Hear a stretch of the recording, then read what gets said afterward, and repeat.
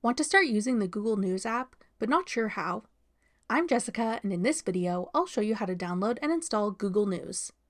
Note that this video will demonstrate on iPhone, but written instructions for both Android and iOS will be listed in the description box. Now let's get started. To download Google News, first open the App Store. Go to the Search tab. Then type in Google News in the search bar. Tap Google News when it appears in the search results. Then tap Get. If prompted, use Face ID or enter your password to confirm that you want to download the app. Wait for the installation to complete. Then tap Open to start using the Google News app.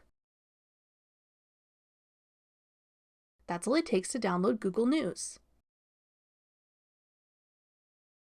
Want to try out Google's other apps? Check out our full playlist of Google tutorials.